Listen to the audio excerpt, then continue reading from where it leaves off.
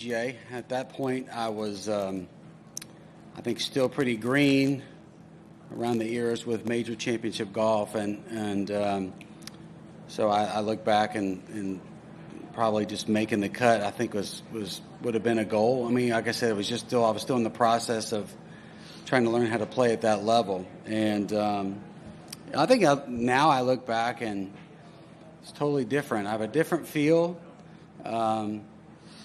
Anybody that was here remembers, certainly remembers the 7-iron and everything else. And at the end, they're kissing Stephanie and the embrace and kissing the belly. And that person is right there now. So he's 19 and a freshman in college. So, I've hit a lot of 7-irons in my career and a lot of 7-irons since then. So the things that I take away from that week have changed a lot, and they probably surround more about with my family and having Dade here. It was a great experience. It was a great week. I certainly have a lot of memories of the way that I was playing and the way the golf course played. And Rochester is such a great place for golf. There's so many great courses around here. Donald Ross has had a huge impact in the courses around here, and I mean it's obviously a lot different, it's trees and everything else, but it's a fantastic venue. Yeah. How often do you visit Oak Hill? I think you've made a lot of friends here. Yeah, I was back in 19. It was the first year I was eligible for the Champions Tour, and then I was back at the end of March. So not as often as I'd like, but the membership has always been great. I mean, they welcome me back and kind of treat me like I've won 18 majors, and I know my place in the game. But it's fun to be back here. And to your point about the membership, they love their championship golf. They've hosted a lot of majors, U.S. Amateurs, Ryder Cup. This is a club that loves. I'm not sure they love all the setup and missing some of the golf, but they embrace major championship golf and having the players back, to kind of showcase, what they have here. So, and they have a great piece of property.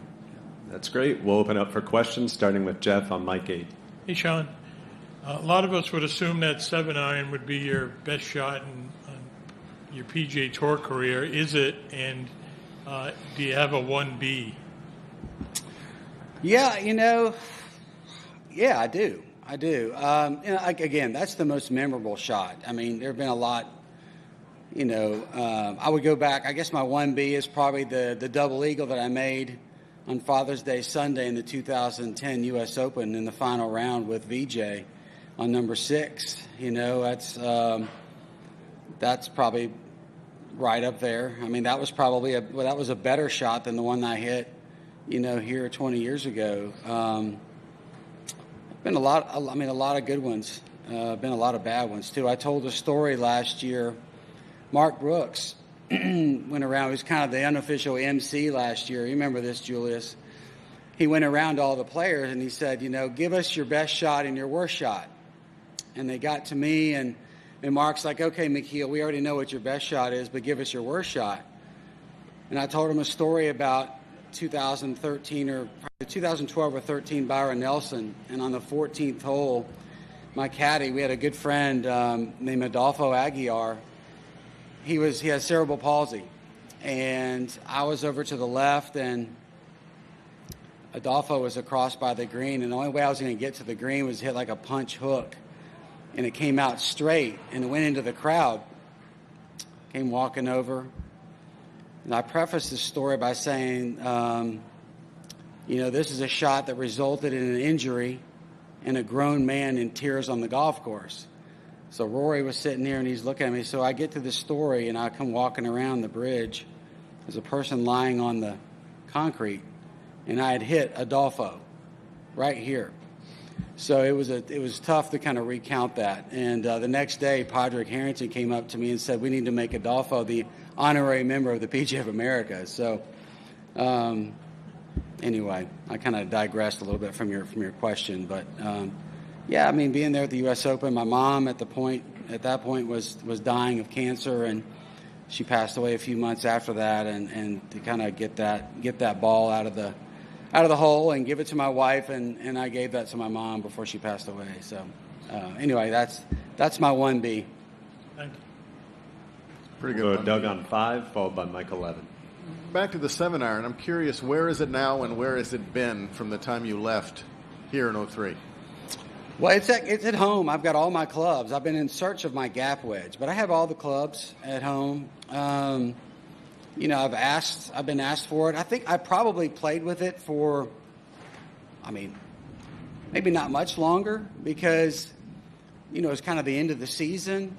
New clubs were coming out by Cleveland Golf, and as you know, everybody wants you to be hitting the new and greatest thing. So I don't remember how long I played with it. Probably through definitely the Grand Slam of Golf, probably through Tiger's event at Sherwood, maybe sometime into January. But so it was only a few months. But everything that I have, it's the same grips. No, it's upstairs. I have a golf room. And you have a golf room, and it's just in there. And Dave's looked at it. His friends come over, they grab it out of there, and I kind of keep it hidden so I don't want anybody to see it, and take it away. But I have been asked for it to put it out, and I was like, well, if I was Tiger Woods and had 15 majors and I had all these extra clubs I could, loan out, I would. But that's it's not really going to go anywhere, I don't think. Shaun, obviously you have your son's age as a reference point, but when you're out here, are there times it feels like 20 years ago and times it doesn't from your major championship? Yeah, certainly driving in. I drive by the new 5 and go by 8, and I think about, when I came in 2019, I thought about John Paramore, who recently passed away, put Chad and I on the clock, and we're like, John, this is a major championship. We'll try to pick it up, So, that's one of the memories I have. Yeah, it's a lot's happened in 20 years. It does seem like a long time ago. It really, so much of my life has changed. All of us have kind of gone through things. There's been some good golf, some bad golf, the loss of my parents. There's been a lot of things. But when I get onto the property and into the golf course, I do think about it. I was sharing that with Dave. We played together on Saturday. I said, this is where I was. And for the most part, the routing is the same. There's been a few tees added. 5's a different hole. So that wasn't there. But, I remember it well. I remember pretty much every shot that I hit. But in terms of just the way my golf, that 20 years just seems like just a kind of a distant memory. It's kind of the way the game is. You go 1 week and you go to the next and you're hoping to remember which hotel room you're in. You go 3-4 weeks in a row and you wake up and you're like, wow, it's like Groundhog Day. But again, when I get on the property, I know there's been a lot of changes. Andrew has done a fantastic renovation, but to me, it looks the same. And I remember a lot of that Sunday 20 years ago. So it's fun, but I'm glad to be here, and I'm actually playing pretty well. My chances of winning are less than they were in 2003. That's okay, but it's fun to kind of share this with my son. Like I said, to me, the 7-iron, and I think about it. I think about the 4 days here. I think about the 4 rounds that I played and the incredible golf that I played.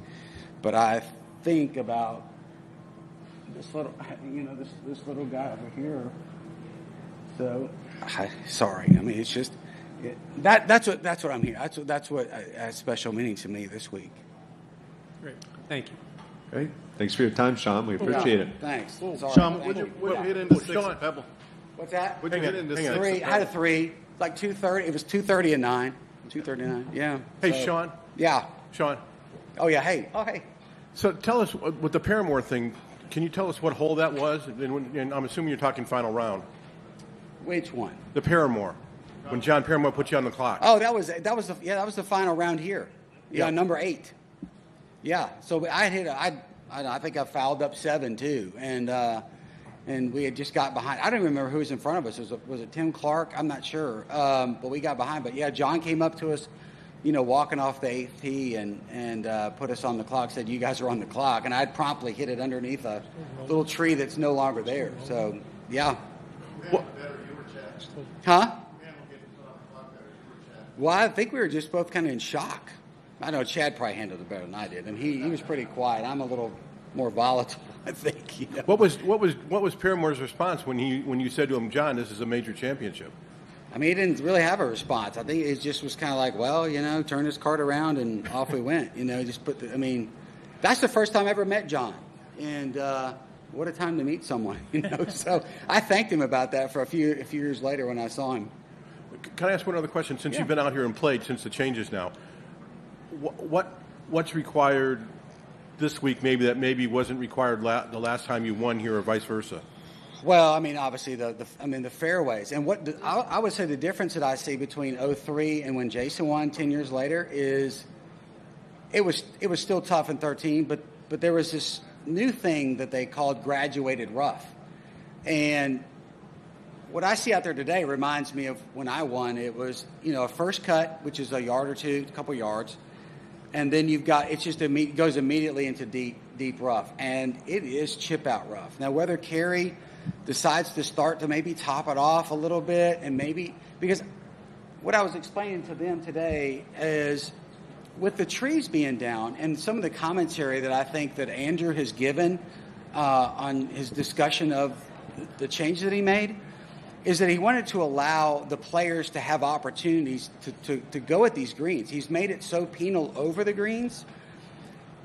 I mean, you might draw a good lie, but to me, it's just a chip out. And so some of the stuff that I think he wanted to do and wanted to incorporate and allow for into the greens is really mitigated by the rough.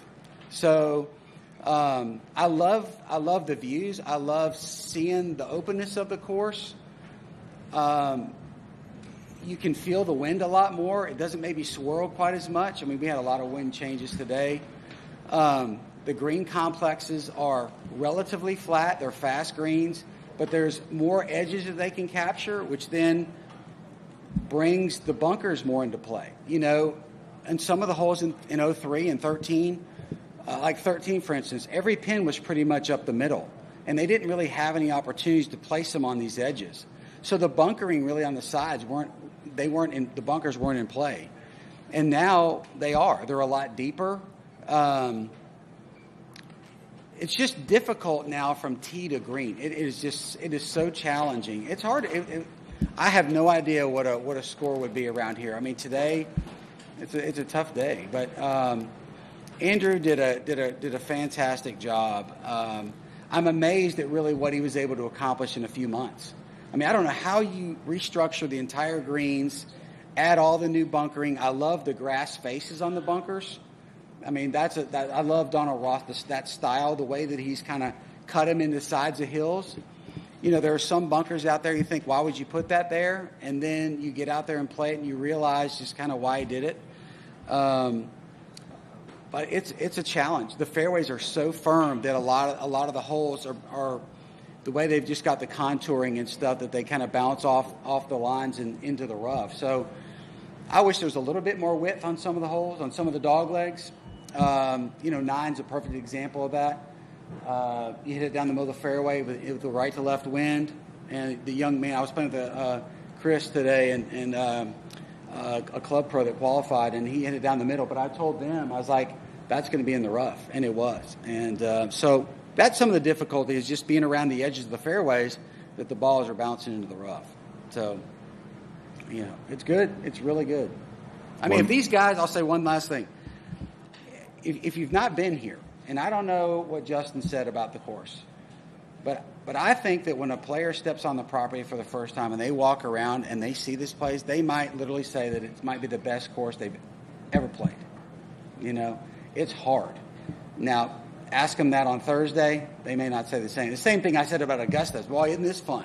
And then I got there on Thursday, and I was like, well, this is not fun at all. It's just, it starts from hole one. So, it's fantastic, and it's what a major championship should be. Shaun, one more from Jeff. Yeah, sorry. One last one. Yeah, some things about winning a major you're never going to know until you win one, right, and get on the other side of it. All of a sudden you have your name on this huge trophy. What does that do for a young player and the expectations upon him, and what kind of a challenge is that for you? Well, I mean, I talk about the process. A lot of guys, you hear that word a lot, process. And I think major championship golf, you have a player, and I'll just go back to my era. You go to college and you play in college golf. You play 4 years. You get out on, maybe you play the Nike Tour like I did, or Korn Ferry Tour, or maybe you play the mini tours. You get on tour and you keep your card for a few years. And, I mean, it's a process. It's like, when you're a pilot, you get hired. You don't start flying a 747 from the first day. And when I won that as a first, like I said, I was still in this process of learning to play high-level golf. I had gone from getting on tour to, okay, I've kept my card a few years. I've been in contention. I've blown a few tournaments.